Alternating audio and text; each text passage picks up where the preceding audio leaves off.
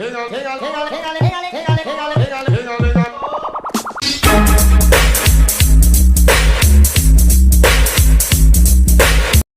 85. Slinting era. Yeah, slinting era. Clevie got this drum right, and so the bass, get the bass and what can go on, cause like we say from them time we say gonna be like this now, computer, Something new was going to happen. So we're playing. Hello everybody, you're welcome back again to the Reggae Appreciation Society. As far as roots reggae is concerned, no other instrumentalist stroke production team can match the superhuman exploits of Sly Dunbar and Robbie Shakespeare. But as far as dancehall is concerned, the flowers must be given to the excellent duo of Steely and Clevie. Just like Sly and Robbie, they achieved the impossible feat of playing on and producing literally thousands of all-time classics in a rare display of quantity not affecting their quality in any way, as they would craft songs for the greatest artists who came to embody the dancehall scene as it became the biggest sound out of Jamaica. In fact, I believe the unrivaled output from the mid-1980s into the 90s is what to a huge extent propelled dancehall to its golden age in that era. For context, it's estimated that between 1986 and 1990 alone, Steely and Clevie were responsible for crafting 75% of the 100 top Jamaican hits in that time frame. They may not have been the inventors of digital dancehall, but they undoubtedly became its pioneer custodians, as they were the first to truly master that new trend, its technology, and then groundbreaking innovations like the drum machine and cutting-edge synthesizers like the Yamaha DX100. If their former boss, King Jammy, is the architect of modern dancehall, these two guys would be the site engineers, the foremen, and building blocks all rolled into one. The instrumentals or rhythms that they crafted are as numerous as they are timeless and awesome, and were used over and over by the genre's biggest artists on the planet. In fact, one of their rhythms, used by Shabba Ranks, became the foundation for the Puerto Rican subgenre called reggaeton. Without the sublime genius of Steely's keyboard melodies or the thumping excellence of Clevie's drum beats, modern dancehall as we know it will sound very different. Let's take a look at the magnificent journey of the great Steely and Clevie, dancehall's greatest production team.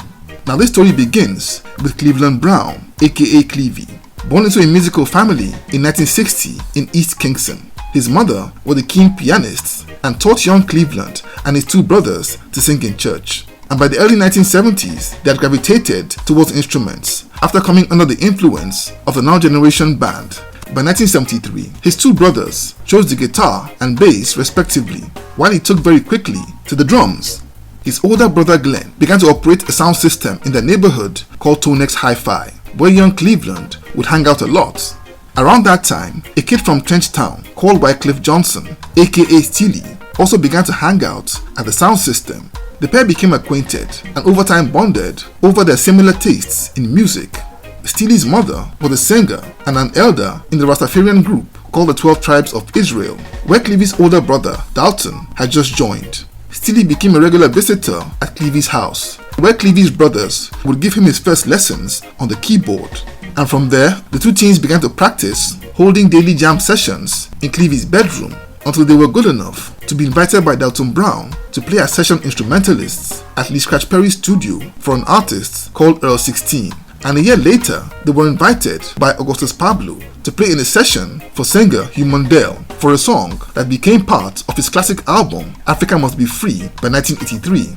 After playing the keyboards on Sugar Minot's 1979 album Ghettoology, Steely was drafted to become the keyboardist for legendary backing band The Roots Radics, to record music for superstars like Gregory Isaacs, while Clevie went on tour with the In-Crowd band, and was soon hired by Coxsone Dodd to become a drummer with the in-house backing band at Studio One, where he would play on classics like Freddie McGregor's Bobby Babylon and Truth and Rights by Johnny Osborne. Both guys remained close friends, though they would work separately up until 1985, at the very dawn of the digital dancehall era. Though they were trained instrumentalists from reggae's traditional golden era, they were highly interested in harnessing the power of new musical technology to make digital beats, especially in the wake of King Jammy's breakthrough with Under Me Slang Tang by Wayne Smith. The Slang Tang rhythm had been made mostly with the Casio keyboard, but Steely and Clevie would take it several notches higher by using actual drum machines and synthesizers to make instrumentals that were much more robust. And in that period, King Jammy was the only producer in Jamaica with the foresight to see where digital dancehall was going. So the pair made some demos and took them to Jammy for him to listen to. Jammy loved what he heard and took them on immediately at his studio as in-house session instrumentalists. A move that made Jammy's studio the engine room of that new sound, and the hits would soon start pouring in back to back. Listing all the hits they crafted at Jammy Studios would take all day, but they made the beats for anthems like Punani for Admiral Bailey, Boops for Supercats at Techniques Records, Agony for Pinchers, Needle Eye Pum Pum for Shabaranks, and Original Cuff for Shakademus, all between 1986 and 1988. And before I forget, my absolute favorite in Come Again for Kokoti, all tracks that launched the careers of these legends. These rhythms that they created for these songs would be used over and over again for lots of artists, and in the process made more hits. At Jammy Studios, they had sparked what essentially was the mighty movement, and in 1988 they decided to break away and do their own thing, and they would form their own imprint called the Steely and Clevie label. Their unstoppable run continued as they literally powered the ragamuffin era, launching the careers of firebrands like Ninja Man, Anthony Malvo, and Tiger. And they also began to make rhythms for other producers like Bobby Digital, Donovan Jermaine, and Gussie Clarke.